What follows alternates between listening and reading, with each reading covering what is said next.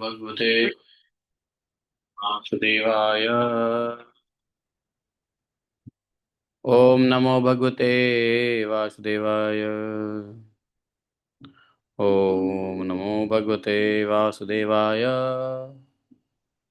ओम नमो भगवते वासुदेवाय। नारायणं नमस्कृत्यं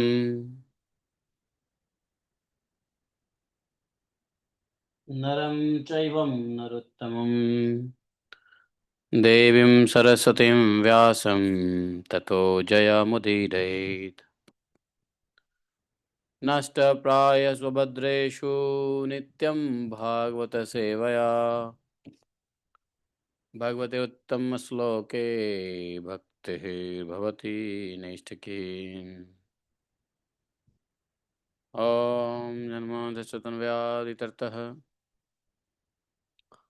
चार्थे स्वः विज्ञः स्वराट् तेने ब्रह्महृदादिकवये मुह्यन्ति यत् सूर्यः तेजो वारिमृदां यथा विनिमयो यतति सर्गो मृषाम् धाम्ना सदा निरस्तकुहकं सत्यं परममधीमहि धर्मः प्रोजितकैत्वत्र परमो निर्मत्सराणां सतां वेद्यं मात्रवस्तु शिवदं तापत्रयोन्मूलनम्। श्रीमद्भागवत महापुराण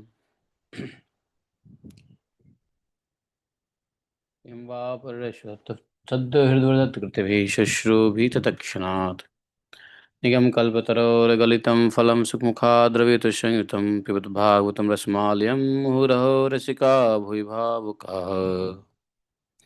अहं सर्वस्य प्रभवो मत्तः सर्वं प्रवर्तते इति मत्वा भजन्ते मां बुधा भावा सम्मन्विता मच्चित्ता मद्गतप्राणा बोधयन्तः परस्परं कथयते मां नित्यं तुष्यन्ति च रमन्ति च तेषां सततयुक्तानां भजतां प्रीतिपूर्वकं ददामि बुद्धियोगं तं येन मापुयान्ति ते तेषामेवानुकम्पार्थम् अहम् अज्ञानजं तमः नाशात्मभावस्थो ज्ञानदीपेन भास्वत अहमेवासमेवाग्रे न अन्यत् सतः सत्परं पश्चादमते तस्य युवशिष्येत सोऽस्म्यहम् हरितेऽर्थं यत् प्रतीयेत न प्रतीयेत चात्मनि तद्विद्यादात्मनमाया यथा भासो यथात्मा यथा महान्ति भूतानि भूतेषु चावच शृणु पृष्ठान्यन् पृष्ठानि यथा तेषु न तेष्वहम् एतावदेव जिज्ञासु तत्त्वजिज्ञासुनात्मना अन्यव्यतिरेकाभ्यां यत् स्यात् सर्वत्र सर्वदा। हरे कृष्णा कृष्ण कृष्ण हरे हरे हरे राम राम राम हरे हरे हरे कृष्णा कृष्ण कृष्ण कृष्ण हरे हरे हरे राम राम राम हरे हरे।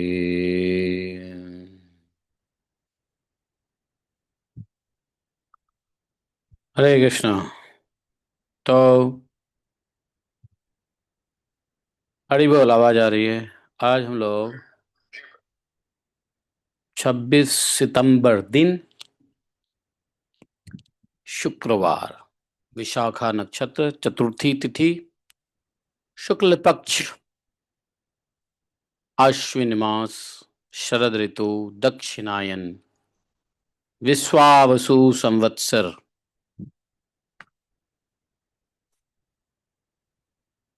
तो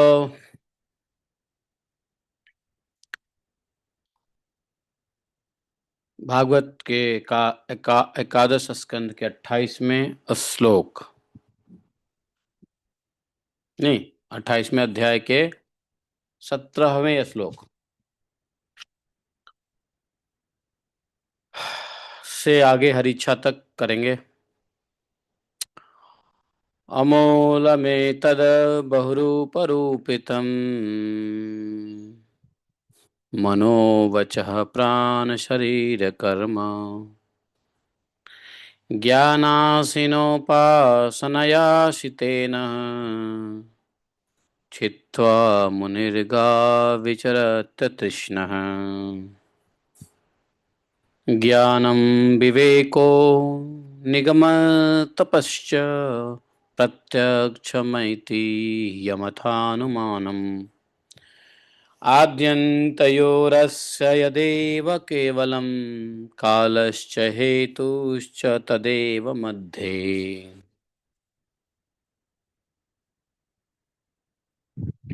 यथा हिरण्यं सुकृतं पुरस्तात् पश्चाच्च सर्वस्य हिरण्मयस्य तदेव मध्ये व्यवहार्यमानं नानापदश देशैः अहमस्य तद्वद्। विज्ञानमेतत्त्रियवस्थमङ्ग गुणत्रयं कारणकार्यकर्तृ समन्वयेन व्यतिरेकतश्च येनैव तुर्येण तदेव सत्यम्। न यत् पुरस्तादुतीयन्न पश्चान्मध्ये च तन्न व्यपदेशमात्रं भूतं प्रसिद्धं च परे न यद्यत् तदेव तत् स्यादिति मे मनीषा। ॐ अज्ञानतिमिरान्धस्य ज्ञानाञ्जनशलाकया चक्षुरुन्मीलितं येन तस्मै श्रीगुरुवे नमः। श्रीचैतन्यमनोभीष्टं स्थापितं येन भूतले स्वयं रूप कदा मह्यं ददाति स्वपदान्तिकम्। वन्देऽहं श्रीगुरोः श्रीयुतपदकमलं शीघ्रो न वैष्णवांश्च श्रीरूपं सागरजातं सहगणरघुनाथान्वितं तं सजीवं साद्वैतं सावधूतं परिजनसहितं श्रीकृष्णचैतन्यदेवं श्रीराधाकृष्णपादान् सहगणललिता श्रीविशाखान्वितांश्च। हे कृष्ण करुणा सिंधो दीनबंधु जगतपते गोपेश गोपिका कांतम राधा कांतम नमोस्तुते। तप्त कांचन गौरांगी राधे वृंदावनेश्वरी वृषभानुसुते देवी प्रणमामि हरिप्रिये। वाञ्छाकल्पतरुभ्यश्च कृपा सिन्धुभय एव च पतितानां पावनेभ्यो वैष्णवेभ्यो नमो नमः। हरे कृष्ण। तो हम लोगों ने 16वें श्लोक तक पढ़ा था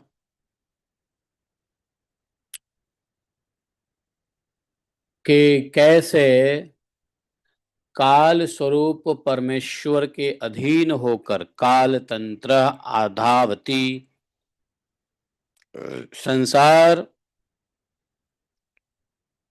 में जन्म और मृत्यु रूप से इधर उधर भटकते रहते हैं।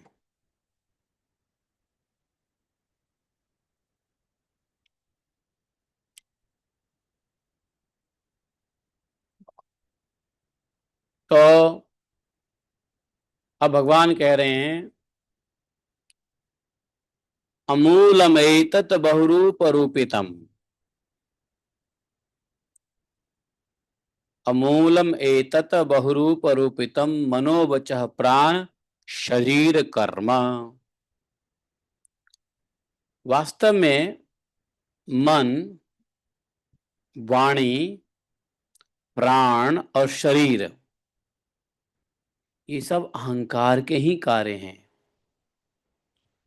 यह है तो निर्मल, परंतु देवता, मनुष्य आदि अनेक रूपों में इसी की प्रतीति होती है।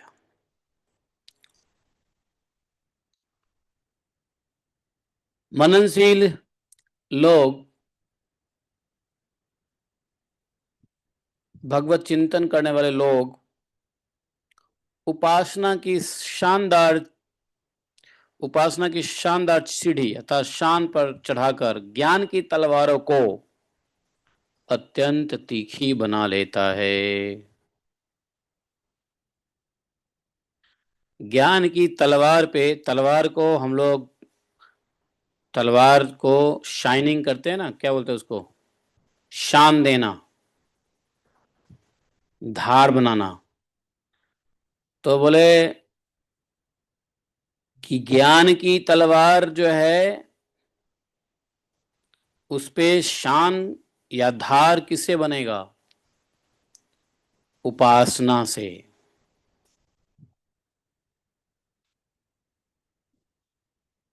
उपासना कैसे? उपासना का क्या अर्थ होता है? वैराग्य। वैराग्य से ज्ञान की तलवार की धार बनती है। और ज्ञान वैराग्य से क्या कहते हैं भगवान?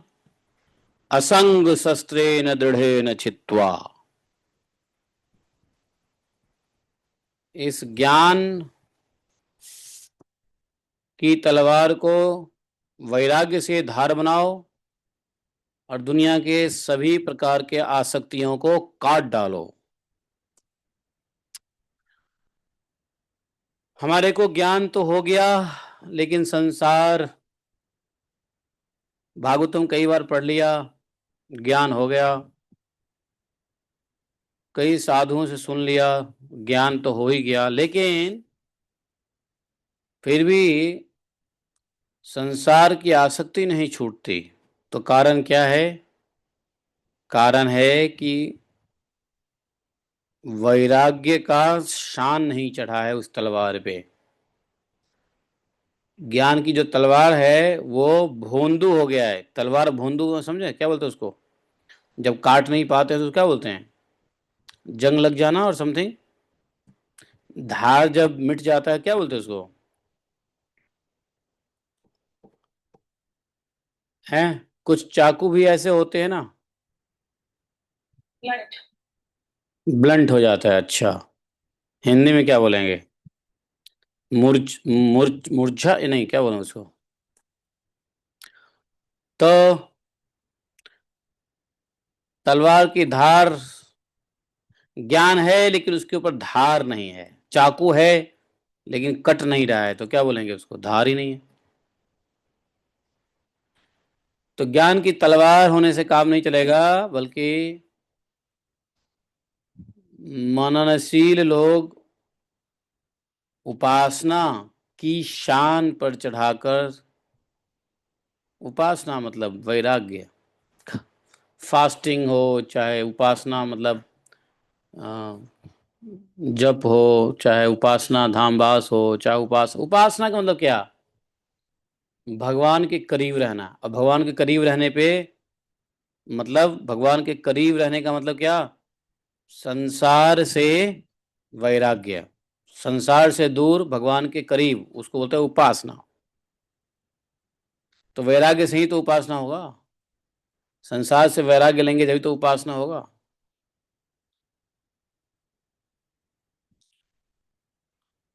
संसार के लोग भी वैरागी कह सकते हैं कि हाँ मैं भी वैरागी हूं, लेकिन किससे वैराग्य है उनको? भगवान से। भगवान से उनको वैराग्य है, संसार में अनुराग है। तो एक तरीके से वो भी वैरागी ही है, लेकिन उल्टे डायरेक्शन में, नरक में जाने वाला वैराग, अधोगति होने वाला वैराग है वो। भगवान से वैराग और संसार में राग। लेकिन ऊर्ध्व गति जाने वाला वैराग्य क्या है? संसार से वैराग्य और भगवान के प्रति अनुराग। तो उपासना का मतलब होता है कि हम त्याग करेंगे। त्याग और उपासना दोनों एक सहचर शब्द है, या क्या बोलते हो उसको, तकिया कलाम या।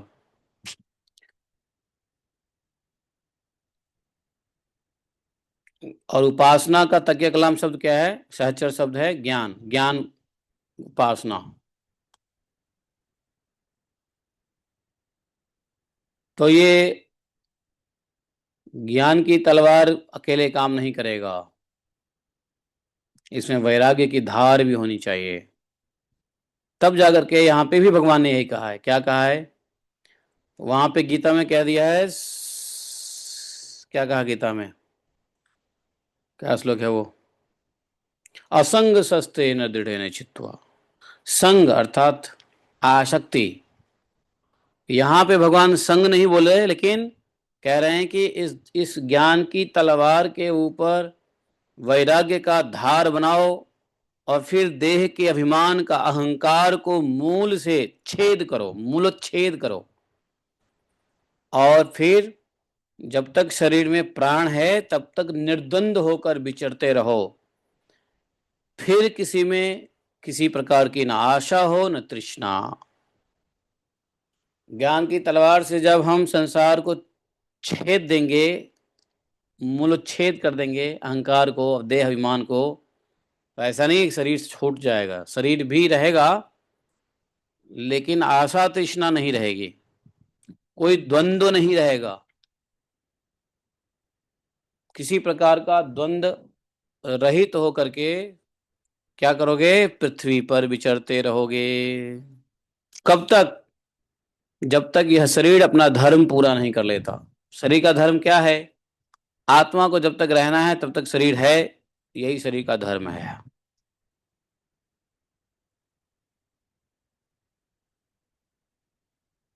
तो एक ही बात है, जो उधर भगवान ने कहा संग शस्त्रे दृढ़ छित्वा, उसी को यहाँ कह रहे हैं भगवान। छित्वा मुनिर्गा विचरत्य तृष्णा।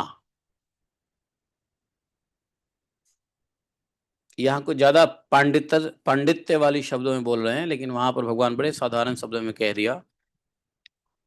ज्ञानासिनोपासनया शितेन छित्त्वा मुनिर्गां विचरत्य तृष्णः। मनोवचः प्राण शरीर कर्म अमूल में तद बहुरूपरूपितम्।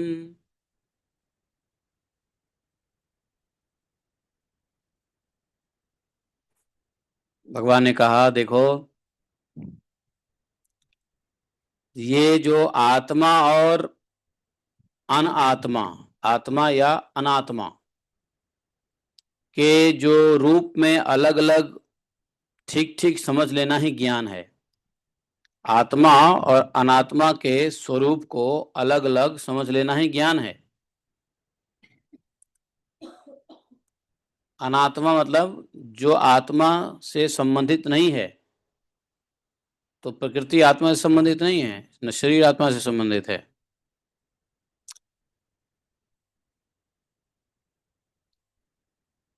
अर्थात इसको कह सकते हैं, पुरुष और प्रकृति के स्वरूप को अलग अलग ठीक ठीक समझ लेना ही ज्ञान है। आत्मा और परमात्मा को प्रकृति और पुरुष भी कह सकते हैं, आत्मा और अनात्मा को। अनात्मा हो गया प्रकृति और पुरुष हो गया आत्मा। तो आत्मा और अनात्मा के स्वरूप को, क्यों, कौन सी चीज है जो आत्मा से रिलेटेड है, कौन सी चीज आत्मा से रिलेटेड नहीं है, इसको ठीक ठीक समझ लेना ही ज्ञान है। क्योंकि ज्ञान होते ही क्या होता है, द्वैत का अस्तित्व मिट जाता है, सब कुछ एक दिखने लगेगा। उसका साधन क्या है, किस साधन से अद्वैत का अस्तित्व मिटेगा, विवेक कब आएगी, ऐसा ज्ञान तो हो जाएगा। ज्ञान के बाद विवेक भी होना जरूरी है।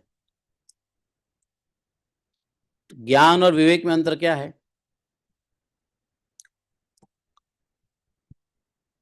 और यह विवेक होते ही द्वैतवाद का दृष्टि खत्म हो जाएगी, अस्तित्व मिट जाएगा। और वह विवेक होगा तपस्या, उसका साधन है तपस्या के द्वारा हृदय को शुद्ध करके भागवतम का श्रवण करना, समझे, शास्त्र का श्रवण करना।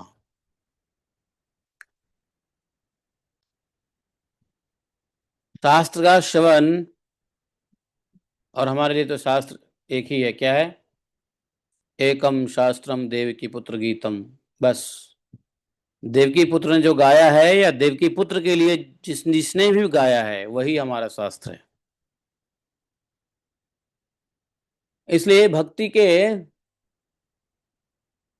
वृद्धि में 5 क्रियाएं बताया है। नेक्टर ऑफ डिवोशन देखो, क्या है nectar of devotion? Nectar of devotion में 13वां चैप्टर देखो, 13वां चैप्टर का श्लोक, उसमें 5 चीज बताया है जो भक्ति को वृद्धि करने में बहुत सहायक होता है। ये 5 क्रिया करने से भक्ति बहुत बढ़ जाती है। आपको पता है कौन सी 5 क्रिया है? नहीं, इससे भक्ति बनी रहेगी, लेकिन भक्ति को बढ़ाने के लिए सब गिरा दिया। भक्ति रसामृत सिंधु के 13वां चैप्टर देखो तो, बहुत दिनों के बाद भक्ति रसामृत सिंधु से कुछ बात समझ में आ रहा है। भक्ति रसामृत सिंधु का 13 चैप्टर, हाँ देखिए 13 चैप्टर देखो। इसमें शुद्ध भक्ति के लक्षण, भक्ति के प्राथमिक अवस्थाएं, भक्त के लिए पात्रता, भक्ति की शुद्धता, भक्ति कैसे की जाए। लेकिन 13वें चैप्टर देखो क्या लिखा हुआ है, भक्ति के 5 प्रबल रूप। ये भक्ति के 5 प्रबल प्रबल रूप में मुझे जहां तक याद है तो रूप गोस्वामी कहते हैं, अरे ये कहाँ है श्लोक नहीं है इसमें, कौन फालतू किताब निकाल के लिया है? Nectar of devotion, nectar of instruction बोलो ना, आप डिवोशन बोल रहे हो। नेक्टर ऑफ इंस्ट्रक्शन बोलो। हाँ, नेक्टर ऑफ इंस्ट्रक्शन ना, हाँ हाँ हाँ, 13वां श्लोक चाहिए उसमें। नेक्टर ऑफ डिवोशन नहीं, नेक्टर ऑफ, मैं बता देता हूँ वैसे। उसमें 5 में निकालो, उसमें 5 में एक है भागवत कथा का श्रवण, समझे? 5 का कौन कौन सा है सुनो, नेक्टर ऑफ इंस्ट्रक्शन के कहा निकालो ना। तो नेक्टर ऑफ इंस्ट्रक्शन में 5 चीज बताया है।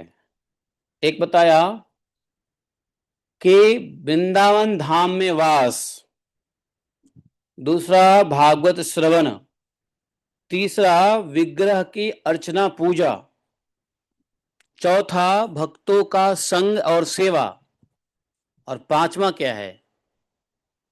5वां है नाम जप कीर्तन। ये 5 जो है, इसमें से कोई भी एक चीज में रुचि हो जाए तो भगवत भक्ति प्राप्त होने में अधिक समय नहीं लगेगा। तो ये 5 चीज समझ गए? अरे ये कहाँ से आ गई आज गौरी दिनों के बाद? मैं कल भी आई थी। ठाकुर जी चले गए? चले गए प्रभु से। अच्छा, वापस इंडिया आ गए क्या, वहीं है? नहीं, वृंदावन आ गए। अच्छा, हाँ मैंने 4DP में देखा है, वो बच्चा माइक वाइक लेके खड़ा है, बैठा हुआ है। हाँ जी, वो सिद्धार्थ के साथ। हाँ हाँ हाँ हाँ, सिद्धार्थ। हाँ ठीक है, बहुत बढ़िया। तो ये 5 चीज बताया है नेक्ट ऑफ इंस्ट्रक्शन में। आई थिंक किताब किधर है, ऑनलाइन भी नहीं मिलता है यार। चलो नहीं मिले नहीं मिले, मैं बता देता हूँ, ठीक है? ये 5 चीज में अगर एक चीज में भी बढ़िया से रुचि हो गया तो कहते हैं भगवत भक्ति मिलना निश्चित है, वो भी इसी जन्म में, दूसरा जन्म की जरूरत नहीं है। वो 5 चीज में, ये 5 में से एक में, 2 में, 3 में या 5 में रुचि हो जाए या किसी एक में रुचि हो जाए, तो उन्होंने कहा कि पहला वृंदावन धाम वास, अखंड वृंदावन धाम वास। दूसरा बताया भागवतम का श्रवण और अध्ययन, समझे, भागवतम का श्रवण और अध्ययन। तीसरा बताया साधु सेवा साधु संगा। चौथा विग्रह की सेवा। और पांचवा नाम जप। तो आप लोग नाम जप भी करते हो, साधु सेवा भी करते हो, आप लोग धाम में भी कभी कभी रहते ही हो आके। तो ये पांच में से कोई एक भी यदि रुचि हो जाए तो भगवत भक्ति आसानी से मिल जाएगी, अधिक दिक्कत नहीं होगा। समझे? कौन सा श्लोक है? क्या श्लोक है बताओ? कहाँ किया, मुझे भेजा क्या है? अच्छा ओके, कौन कौन सी बुक में है ये श्लोक? वही तो मैं कह रहा हूँ, भक्ति रसामृत सिंधु ही बोला, ये उपदेशामृत कह रही थी। हाँ, भक्ति सामृत सिंधु में देखो देखो यही बात है। पांच अंग महत्वपूर्ण अंग है, ये 64 में से पांच महत्वपूर्ण है। ये मथुरा वासो हरि मूर्ते श्रद्धाया सेवने रते, भागवते श्रवणम नित्यम साधु नाम संग एवाच, नाम संकीर्तनम चापि परमम भक्ति साधनम। देखा? यस, 12.239। मथुरा में वास अर्थात वृंदावन वास, हरि मूर्ति की श्रद्धा से सेवा, विग्रह सेवा, भागवतम का नित्य श्रवण, साधु संग और हरिनाम संकीर्तन। मैंने यही तो कहा आपको पांच, मैंने कहा इसमें से अलग कुछ कहा? कुछ कहा इसमें से अलग? यार क्या बात है, चैट जीपीटी आपका कमाल है। हाँ, सब कुछ चैट जीपीटी से पूछ लो। बढ़िया है चैट जीपीटी में है, सब कुछ तुरंत ला देता है। इसको बोलो मुझे भूख लगी है, खाना भी लाओ। चैट जीपीटी बोलो I am feeling hungry, can you feed something, can you prepare something.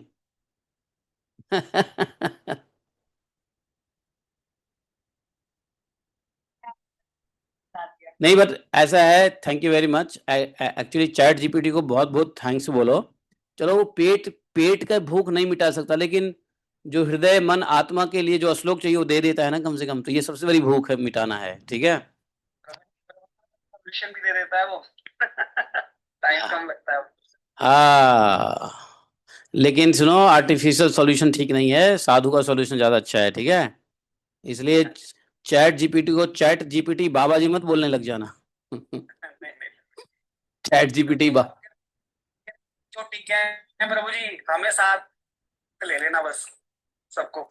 ये ये चैट जीपीटी क्या है अभी इतना अच्छा ठीक है, चैट जीपीटी कुछ नहीं है, फॉरगेट इट।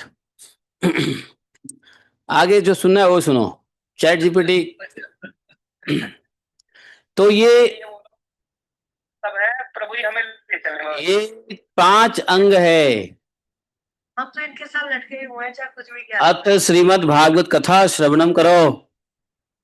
डिस्कशन में क्यों जाते हो, भागवत कथा सुनो। तो ये पांच बताया कि यदि पांच में 64 में से ये पांच है, बहुत इंपॉर्टेंट है, जो भक्ति साधन करवा देता है। समझे?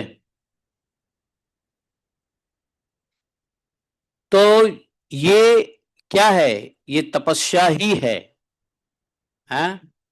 इसमें ज्ञान भी होगा, तपस्या भी है, उपवास भी है? हाँ, इसमें सब कुछ है इससे। और यहां देखा शास्त्रों का श्रवण करना। 18वें श्लोक में देखो क्या लिखा हुआ है? ज्ञानम विवेको निगमस्तपश्च प्रत्यक्षमेति यमनाथुनानुमानम् अद्यन्तयोरस्य यदेव केवलम् कालस्य हेतुश्च तदेव मध्ये।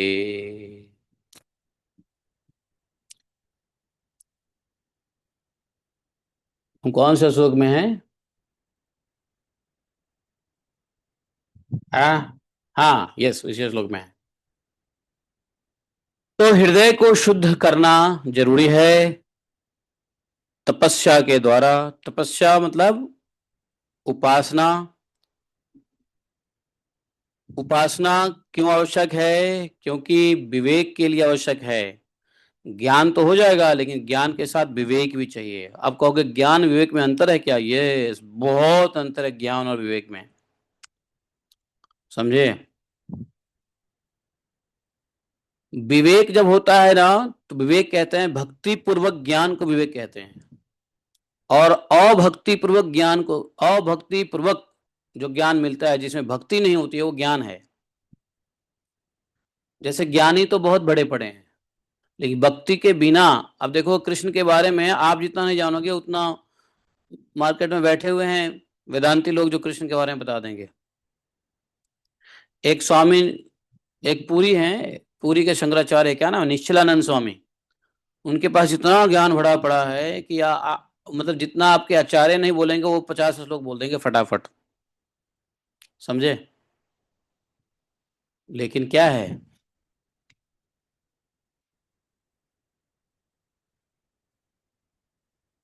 खैर वो शिव जी के भक्त हैं, तो शिव जी के भक्त हैं तो ठीक ही है। कृष्ण ही शिव है, शिव ही कृष्ण है। लेकिन डायरेक्टली कृष्ण भक्ति में नहीं है। तो बिना श्रद्धा बिना भक्ति के भी ज्ञान है, लेकिन विवेक कहते हैं वह ज्ञान जिसमें भक्ति मिल जाए। कृष्ण संबंधी ज्ञान का मतलब क्या है? Without devotion. बट कृष्ण संबंधी विवेक का जब लगेगा तो वो विद डिवोशन हो जाता है। तो ये बोले कि ये जब विवेक होगा तब अद्वैत का अस्तित्व मिटेगा, ज्ञान होने पे नहीं मिटेगा। क्योंकि ज्ञान से अद्वैत और दिखेगा, ज्ञान से द्वैत और दिखेगा, लेकिन उसमें जब भक्ति भाव आएगा तो अद्वैत मिट जाएगा।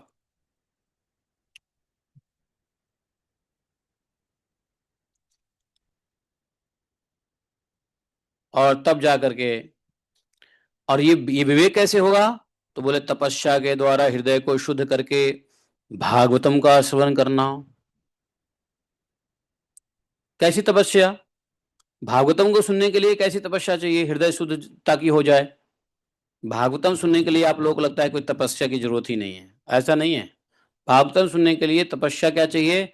मन की एकाग्रता, शरीर की स्थिरता, समय की उपलब्धता, सांसारिक बाधा विघ्न से रहित, तब भागवतम सुने।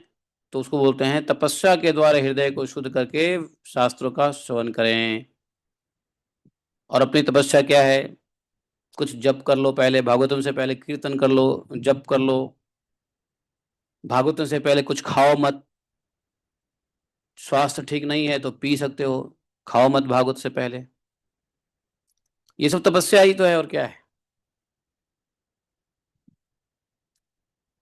इसके अलावा श्रवण अनुकूल युक्तियां, महापुरुषों के उपदेश, और इन दोनों से अविरुद्ध स्वानुभूति भी प्रमाण है।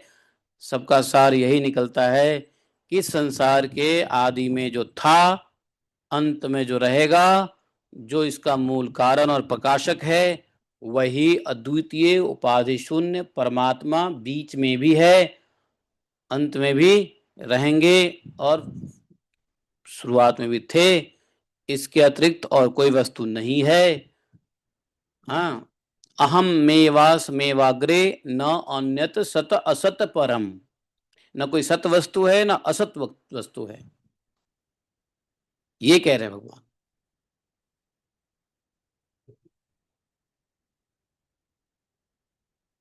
19वें श्लोक में देखो क्या कह रहे हैं। यथा हिरण्यम सुकृतम पुरस्तात।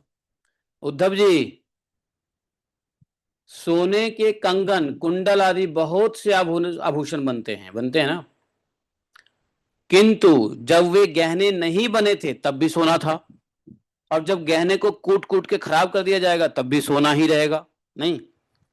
इसलिए यहां सोने का हिरण्यम, हिरण्य मतलब सोना। यथा हिरण्यम स्वीकृतम पुरस्तात् पश्चात पश्चात सर्वस्व हिरण्यमस्य। पहले भी सोना था, आभूषण बनते हैं तब भी सोने के ही कहलाते हैं, और आभूषण टूटते हैं तब भी वो सोने के लिए कहलाते हैं। इसलिए जब बीच में कंगन कुंडल आदि अनेकों नाम रखकर व्यवहार करते हैं तब भी वह सोना ही है। ठीक ऐसे ही जगत का आदि अंत और मध्य में भगवान कह मैं ही हूं, वास्तव में मैं ही सत्य तत्व हूं वह, लेकिन बीच में व्यवहार के लिए अनेक प्रकार के नाम से मुझे जाने जाते हैं। तो बीच में अगर सृष्टि का प्रलय करना है तो रुद्र के रूप में मैं ही हूं, लेकिन लोग रुद्र को हमसे अलग देखते हैं। नहीं, बोले अच्छा, तो वास्तव में सत्य तत्व मैं ही हूं। इसलिए गीता में भगवान ने कह दिया था भूत भर्तृ ग्रसिष्णु प्रविष्णु च, क्लियर कह दिया था उन्होंने। अगले श्लोक में कहा उद्धव जी, मन की तीन अवस्थाएं होती है, जागृत अवस्था, स्वप्न अवस्था और सुषुप्ति अवस्था। इन अवस्थाओं के कारण ही तीन गुण भी है, सत्व रज तम। जागृत को क्या बोलेंगे? सत्व। स्वप्न को क्या बोलेंगे? रज। और सुसुप्ति को क्या बोलेंगे? तम।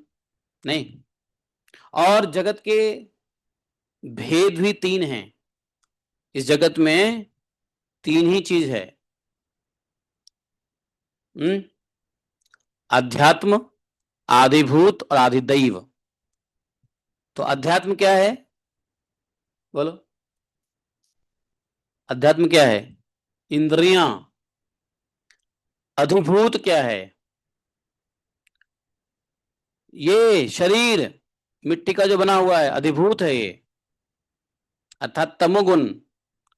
और रजोगुण है अधिदैव। अधिदैव क्या है? कर्ता, करने वाला, अर्थात इंद्रियों के अधिष्ठात्री देवता, उसको कहते हैं अधिदैव। अधि मतलब अधिष्ठात्री, दैव मतलब देवता। तो अधिदैव वास्तव में कौन करता है? अधिदैव, इंद्रियों के अधिष्ठात्री देवता ही करता है। क्यों करता है?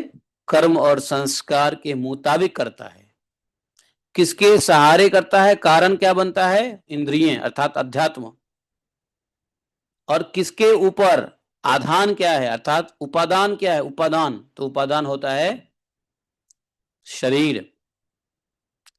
अधिदैव को अध्यात्म के सहारे, अधिभूत के द्वारा ही कुछ हो सकता है। अगर शरीर ही नहीं होगा तो क्या होगी?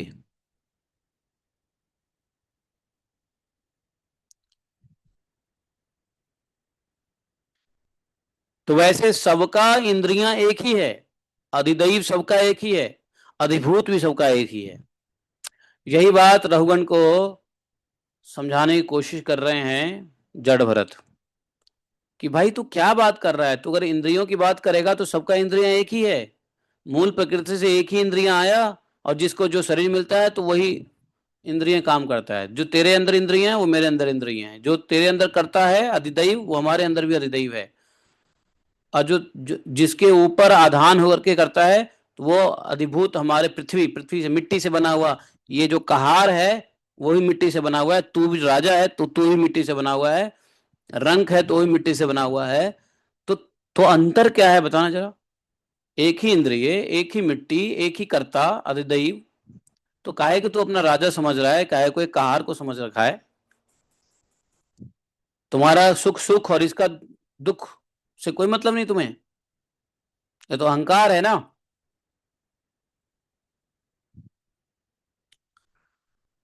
और यही तीन भेद है जगत में, और यही तीनों भेदों से जगत के सारे दुख उत्पन्न हैं।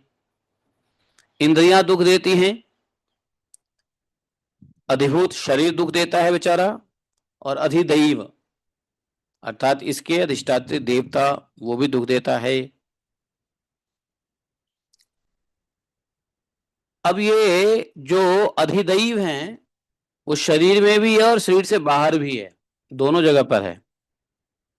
इंद्रियां तो शरीर में ही रहेगा, लेकिन अधिदैव शरीर में भी होते हैं और शरीर के बाहर भी होते हैं। ये देवता लोग शरीर के बाहर भी होते हैं और शरीर के अंदर भी होते हैं। शरीर के अंदर होते हैं इंद्रियों के अधिष्ठात्री देव के रूप में, और शरीर के बाहर देवलोक में भी वो लोग रहते हैं, भगवान के एक्सटर्नल वर्क को संभालते रहते हैं, जैसे वरुण वरुण इंद्र सूर्य इत्यादि इत्यादि। लेकिन वही सूर्य जो हमारे अंदर भी है, वही चंद्रमा जो आकाश में भी है, लेकिन वही चंद्रमा हमारे शरीर में भी, मन में भी है। मन का अधिष्ठात्री देवता वही है। तो इसलिए प्राकृतिक जो आपदाएं होती है उसको अधिदैव भी कहते हैं। नहीं, और मन की जो विकार है उसको आध्यात्मिक विकार कहते हैं, कि मन इंद्रियों में आता है, इंद्रियों का सरदार है। इसलिए मन के विकार को कौन सी दोष कहते हैं? आध्यात्मिक दोष कहते हैं, आध्यात्मिक विकार कहते हैं। और शरीर की बीमारी ये अधिभूत विकार कहलाता है। ये तीन ही बताया जगत में, इस जगत का तीन ही भेद है। इसमें भी गुण है, सत्व रज तम। तो इंद्रियां क्या है? रजो सत्व गुण है। पृथ्वी आदि अधिभूत क्या है? तमोगुण है। और अधिदैव अर्थात कर्ता देवता, ये लोग रजोगुण हैं। समझे? मन सतोगुण तत्व है, जो भगवान में लग के शुद्ध सतोगुण में जा आदमी को ले जा सकता है। लेकिन यह किसी भी गुण में भी जा सकता है। ये जो तीनों त्रिविधाएं जिसकी सत्ता से सत्य के समान प्रतीत होती है, और समाधि आदि में यह त्रिविधता न रहने पर भी जिसकी सत्ता बनी रहती है, वही तुरीय तत्व है। तो वो तो ये तीनों त्रिविधता है आदि दैविक, आदि भौतिक, आध्यात्मिक, इसके न रहने पर भी जिसकी सत्ता बनी रहती है, वो कौन है? भगवान की सत्ता। भगवान की सत्ता कौन सी सत्ता है? तुरीय तत्व है, तुरीय अवस्था में रहते हैं भगवान, जो इन तीनों से परे है। इनमें अनुगत चौथा ब्रह्म तत्व ही सत्य है, जो उत्पत्ति से पहले नहीं था, प्रलय के पश्चात भी नहीं रहेगा, और ऐसा समझना चाहिए कि बीच में भी वह है नहीं, केवल कल्पना मात्र, नाम मात्र ही है। यह निश्चित सत्य है कि जो पदार्थ जिससे बनता है और जिसके द्वारा प्रकाशित होता है, वही उसका वास्तविक स्वरूप है, वही उसकी परमार्थ सत्ता है। ऐसा मेरा ओपिनियन है, भगवान ने कहा।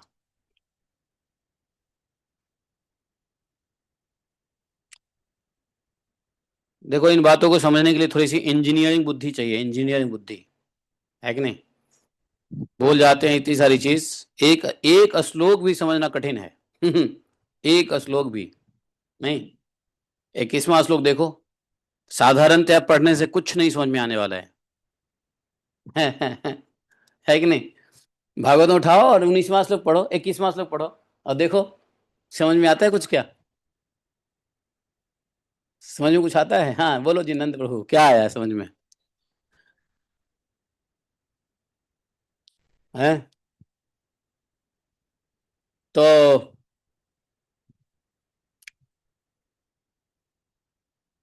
तो ये जो भगवान ने कहा, ये जो विकार है, ये जो विकारमयी संसार है, ये है नहीं पर दिख रही है।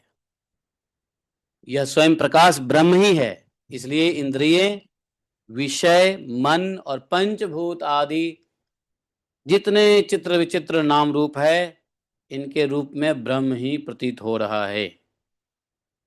अब देखो, ब्रह्म दो है, एक बात ध्यान लो, ब्रह्म का स्वरूप दो है। तो जो लोग इसको नहीं समझेगा वो द्वैत में रहेगा, लेकिन जो इसको समझेगा वो अद्वैत में रहेगा, अर्थात इसमें भेद बुद्धि नहीं होगी। है पराशक्ति रूप ब्रह्म और पर ब्रह्म, ये दोनों ब्रह्म है। भाई राधा रानी ब्रह्म है कि नहीं है? तो एक ही ब्रह्म है ना, दो शरीर है। तो वो शक्ति रूप ब्रह्म है, पराशक्ति और ये है पर ब्रह्म। वो पराशक्ति ब्रह्म और ये पर ब्रह्म। तो यहां पे इस संसार में ये दोनों रहने वाले हैं। दोनों में से कोई एक अगर परब्रह्म नहीं है तो फिर ये पराशक्ति तो है ही, और उसी शक्ति को अलग अलग नाम के रूप में जाने जाते हैं। तो जितने भी पंच महाभूत मन विषय इंद्रिय चित्र विचित्र नाम है, उनके रूप में ब्रह्म ही प्रतीत हो रहा है। अब कहोगे क्या है विषय मन इंद्रिय पंचभूत आदि, ये तो नश्वर है, तो इसे ब्रह्म कैसे प्रतीत हो रहा है? अरे शक्ति के रूप में। इंद्रिय विषय मन पंचभूत में शक्तियां हैं ना, तो शक्ति के रूप में। अब ब्रह्म विचार के साधन क्या है? अब बोले महाराज ब्रह्म विचार कैसे करें? ब्रह्म जिज्ञासा हुआ तो ब्रह्म का विचार कैसे करें? तो यह भगवान ने कहा, चार चीज बताया। वैसे तीन चीज हम लोग को पता है, चौथा चीज और भी भगवान अपने ओपिनियन से कह रहे हैं कि श्रवणम मननम निधिध्यासनम स्वानुभूतिश्च।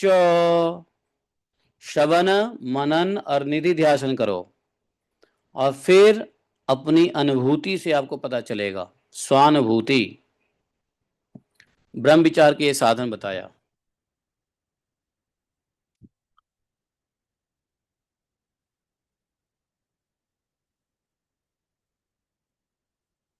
कौन सा श्लोक है ये? 23वां श्लोक है। एवं स्फुटम ब्रह्म विवेक हेतु भी परापवादेन सा विशारदेन चित्वा आत्मसंदेह मुपारमे तद स्वानंद तुष्टो अखिल कामुकेभ्य। तो ब्रह्म विचार के साधन क्या है? ब्रह्म विवेक हेतु भी, तो वो है मनन करो, श्रवण करो, पहले सुनो बार बार, फिर बार बार मनन करो, उसका निधिध्यासन करो, व्यवहारिक जीवन में उतारो जो मनन किया हुआ वस्तु है। और जब उसको सुने हुए चीजों को मन से मनन करोगे, उसको व्यवहार में लाओगे, तो एक अनुभूति आती है, अनुभूति, उसको कहते हैं स्वानुभूति। बोले कि ठीक है जी, तो ये श्रवण कैसे होएगा? तो बोले कि इस ब्रह्म विचार के साधन में सहायक कौन होते हैं? गुरु। क्या करो? आत्मज्ञानी गुरुदेव, ऐसे गुरु जो आत्मज्ञानी हो, ऐसे गुरुदेव ब्रह्म विचार के साधन में सहायक हैं। इनके द्वारा विचार करके स्पष्ट रूप से देह आदि अनात्मा पदार्थ का निषेध कर देना चाहिए। जो आत्मा से संबंधित नहीं है उसका निषेध कर दो। और जब इस प्रकार निषेध करोगे तो आत्मा के विषय जैसा संदेहों को छिन्न भिन्न करके आनंद स्वरूप आत्मा में ही मग्न हो जाओगे। और जब आत्मा में मग्न हो जाओगे, आनंद स्वरूप आत्मा में, तो विषय वासनाओं से छूट जाओगे। भगवान ऐसा कहा, विषय वासना तो रहेगी ही नहीं। जब आत्म विषयक चीज में, जब आत्म विषयक चीजों में रहोगे तो सारा डाउट्स खत्म हो जाता है, संदेह को नाश हो जाता है। और आत्म विषयक में न रह करके अगर पदार्थ में विषय में अगर हमारी बुद्धि रहेगी तो संदेह बना रहेगा, आनंद नहीं आएगा, वासनाएं बनी रहेगी। तो चाह करके ही वासना क्यों नहीं छूटता है? उसका कारण यही है, चाह के भी व्यक्ति सब जानता है लेकिन वासना नहीं छूटती है। उसका कारण क्या है? उसका कारण है ब्रह्म विचार नहीं करते। श्रवण मनन निधि ध्यासन स्वानुभूति और इन चीजों को प्राप्त करने के लिए गुरु के पास नहीं जाते। गुरु के पास जाते भी हैं तो आत्मज्ञानी गुरु के पास नहीं जाते। अब लड्डू पेड़े वाले गुरु के पास जाओगे तो लड्डू पेड़ा ही मिलने वाला है कि नहीं? गुरु जी, मेरी बेटी के विवाह हुए 4 साल हो गए, कोई बच्चा नहीं है। कोई बात नहीं है, माला करो बढ़िया से, राधा रानी देगी। और राधा कुंड में चले जाना। हाँ, बहुलाष्टमी के दिन उसमें एक, क्या करना, वो कदम क्या बोलते उसको, हाँ हाँ हाँ, कद्दू ले जाना, रख देना राधा कुंड में, हो जाएगा। कोई बात नहीं है। हाँ जी गुरु जी, इस बार जरूर जाऊंगा। गुरु जी, बहुलाष्टमी किस तारीख को पड़ता है, आप भी जरा याद दिला दीजिएगा। है। अब गुरु जी जो है, मैं मैं गुरु तत्व को नहीं कह रहा हूं, बट गुरु जी, हम्म, है, बताओ, ऐसे गुरु के पास जाने के बाद कोई फायदा होने वाला है क्या? अनात्म पदार्थों का निषेध कभी जिंदगी में होगा? है। जो गुरुजी संसार से छुड़ाने के लिए बैठे हैं, वो क्या तुमको बच्चा पैदा करवा के क्या संसार में डुबोएंगे? बच्चा नहीं हुआ तो कोई बात नहीं, भागवतम सुनते रहो। भगवान ने तुमको बच्चा नहीं दिया मतलब संसार नहीं दिया। संसार बढ़ाएंगे नहीं, बढ़ोगे नहीं तुम्हारा संसार। दिक्कत क्या है फिर? गुरु जी, नौकरी छूट गई है, कृपा कीजिए नौकरी मिल जाए, है ना? हालांकि ये बात सही है कि जीवन के हर समस्या गुरु जी से शेयर कर देनी चाहिए, नो डाउट। लेकिन हर समस्या में भी गुरुजी जो विषय, जो शारीरिक विषय अनात्म बुद्धि है, उसको हटाएं तो ज्यादा अच्छा है। और हर समस्या, जिंदगी के हर समस्या को सुन करके गुरुजी उसी समस्या को उदाहरण दे करके यदि आत्मबुद्धि में लगा दें तो बहुत बढ़िया है ना? ऐसे आत्मज्ञानी गुरु के पास जाएंगे, श्रवण करेंगे और आत्मा से जो संबंधित पदार्थ है उसको निषेध करेंगे, और उस निषेध से सारा संदेह नष्ट हो जाएगा। संदेह जब खत्म हो जाता है तो आनंद स्वरूप आनंद आएगा। और जब वास्तव में अंदर में आनंद आएगा, हृदय में जब आनंद आएगा, तो बाहर की आनंद कुछ नहीं करने वाला। बाहर में फिर आपने देखा है, साधु लोग अपनी कुटिया को, आपने कभी देखा है, आए हो तो साधु लोग अपनी कुटिया में बड़ा बढ़िया ताम झाम लगाया हुआ है, डेकोरेशन किया हुआ है, और उसमें क्या बोलते हैं, बहुत सारी चीजें लगाई गई हो, क्यों? अच्छा, हमारा कुटिया दिखने में अच्छा हो जाएगा। आपने कभी देखा है साधु के कुटिया में ऐसा है? नहीं देखा होगा। और जिस कुटिया में जैसा डेकोरेशन देखोगे, ताम झाम, ग्लैमर, बाहर सुंदर लगने वाली विषय, साधु के कमरे में नहीं होता। उसमें क्या होता है, वो अपने में आनंद लेगा, वो ज्ञान में आनंदित है, वो आत्म संबंधित ज्ञान में आनंदित है। उसको बाहर के डेकोरेशन से क्या लेना देना है? उसको भगवान की सेवा में ही आनंद में है कि नहीं? उसका ध्यान आत्म विषयक चिंतन में लगा रहता है, भगवान की सेवा संबंधी चिंतन में लगा रहता है, संसार में है ही नहीं। है। तो वो आनंद बाहर नहीं ढूंढेगा, वो आनंद अंदर मिल जाता है, तो बाहर कोई फर्क नहीं पड़ता। हमारे गुरु परंपरा के श्री गौर किशोर दास बाबा जी महाराज जब टॉयलेट के पास में बैठ जाते थे, तो उनको बाहर से क्या प्रॉब्लम होती थी? नहीं, क्यों? बाहर के विषय से अछूत रहते थे, वो हृदय में ही आनंद में विभोर रहते थे। क्या फर्क पड़ता है टॉयलेट में हो नहीं हो? और टॉयलेट फॉयलेट तो बाहर के लोगों को दिखता है, गंध बाहर के लोगों को दिखता है, उनको थोड़ी दिख रहा है, वो तो अपने आनंद में है, हृदय के आनंद में लगे हुए हैं। कहाँ बैठे हुए हैं, पवित्र जगह है अपवित्र जगह है, कोई चिंता ही नहीं, ऐसे परमहंस स्तर पे पहुंच गया। नहीं।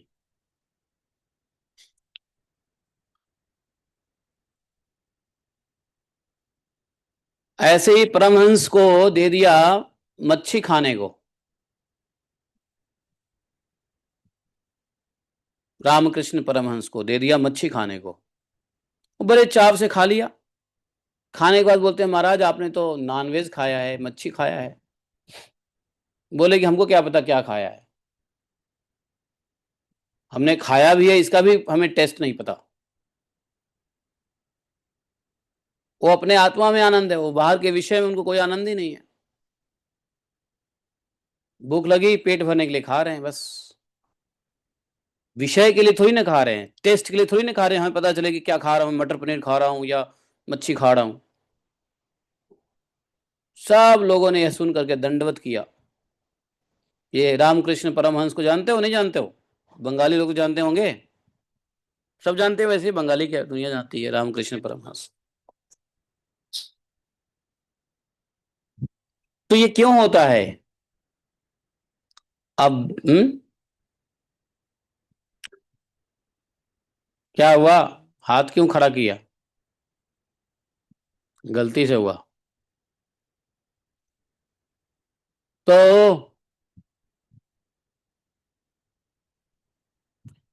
प्रभु जी निधि ध्यासन का मतलब बता दीजिए प्लीज। निधि ध्यासन का मतलब होता है कि सुने हुए मनन किए हुए वस्तु को अपने जीवन में व्यवहार में स्वीकृत करना निधि ध्यासन है, उसको एडॉप्ट करना।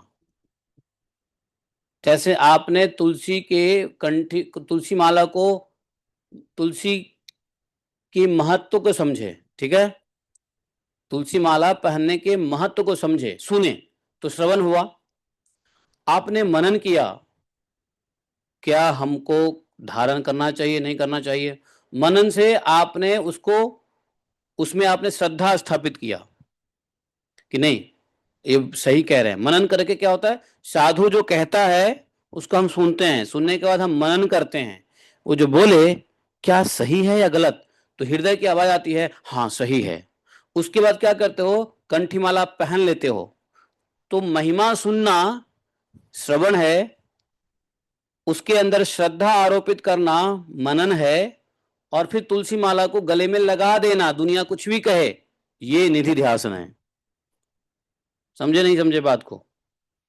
जी प्रभु जी, आपने एक और इससे पहले बताया था तुरीय तत्व। उसके बाद आपने बोला था कि ये होता भी है प्रलय के समय, नहीं होता है, और फिर सृष्टि के समय होता है। वो नहीं प्रभु जी समझ में आया। एक बताया कि ये तत्व है, फिर उसके बाद बोला कि होता ही नहीं है, सिर्फ कल्पना मात्र है। नहीं नहीं, सिर्फ भगवान होते हैं तुरीय अवस्था में। एक्चुअली गुण से ऊपर की अवस्था जो होती है तुरीय अवस्था होती है। जैसे जैसे सोना, सोना तमोगुण है, सुषुप्ति रजोगुण है, और जागृति सतोगुण है। तो जो व्यक्ति न सोया हुआ है, न जगा हुआ है, न स्वप्न में है, उसको कहते हैं तुरीय अवस्था। उसी भगवान की अवस्था होती है। सिर्फ भगवान ऐसा होता है जो न सोए रहते हैं, न जगे रहते हैं, न स्वप्न में रहते हैं, क्योंकि गुण से ऊपर है भगवान, इसलिए गुणों से ऊपर है तुरीय अवस्था। योग विज्ञान जब पढ़ोगे तो उसमें तुरीय अवस्था की स्थिति, समाधि में, समाधि की जो अंतिम अवस्था होती है तुरीय अवस्था होती है, जिसमें सभी समाधि, निर्विद समाधि, उसके बाद अप्रज्ञात समाधि, सब प्रज्ञात समाधि, उसके बाद तुरीय समाधि। तो इस समाधि का स्तर है। तो तुरीय अवस्था में क्या होता है कि आपको किसी प्रकार के गुण दोष का भान नहीं रहता। हाँ, आप गुणातीत रहते हैं। हाँ, तो वो भगवान, भगवान तुरीय अवस्था में रहते हैं। तो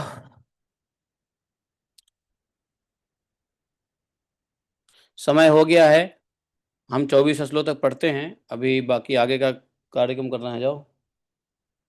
तो हाँ, तो यहाँ पर एक चीज अब समझ लो कि निषेध करने की यह प्रक्रिया, निषेध करने की प्रक्रिया यह है कि पृथ्वी का विकार होने के कारण शरीर आत्मा नहीं है। शरीर आत्मा नहीं है फॉर श्योर, क्योंकि पृथ्वी का विकार है शरीर।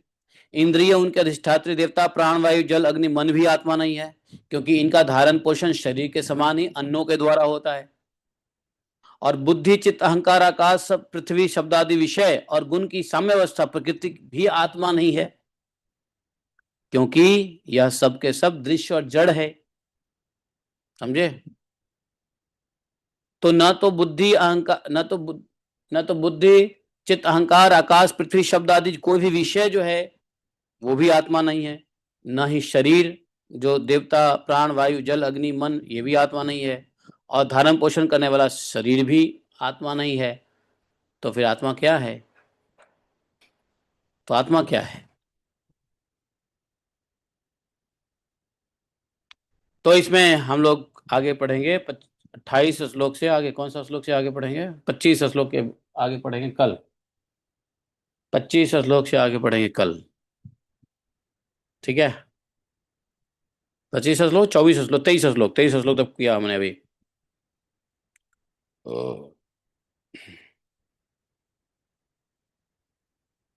डेट क्या है आज? 26। देखो महीना खत्म हो गया, 26 सितंबर। जीवन कितना जल्दी जल्दी जा रहा है देखो। दिन नहीं जा रहा है, जीवन जा रहा है, जीवन। बोले ग्रंथकार श्रीमद् भागवत महापुराण की जय। एकम शास्त्रम देव की पुत्र गीतम एको देवो देव की पुत्र एव एकम मंतस्य तस्य नमानि यानि कर्मापि तस्य दिवस सेवाः। तमेव माता च पिता त्वमेव बन्धुश्च सखा त्वमेव विद्या द्रविणं त्वमेव मम सर्वं देवदेवः। कृष्णाय वासुदेवाय हरे परमात्मने प्रणतक्लेशनाशाय गोविन्दाय नमो नमः। हे कृष्ण करुणा सिंधो दीनबंधो जगतपते गोपेश गोपिका कांतम राधा कांतम नमोस्तुते। तप्त कांचन गौरांगी राधे वृंदावनेश्वरी वृषभानुसुते देवी प्रणमामि हरिप्रिये। वाञ्छाकल्पतरुभ्यश्च कृपा सिन्धुभ्येव च पतितानां पाप्नेभ्यो वैष्णवेभ्यो नमो नमः। जय श्री कृष्ण चैतन्य प्रभु नित्यानंद श्री अद्वैत गदाधर श्रीवासादि गौर भक्तवृंद। हरे कृष्ण कृष्ण कृष्ण हरे हरे हरे राम राम राम हरे हरे। तो हम लोग पढ़ेंगे श्री श्री राधा सहस्रनाम स्तोत्रम। निकाल लो सबके सब, शुरू करो।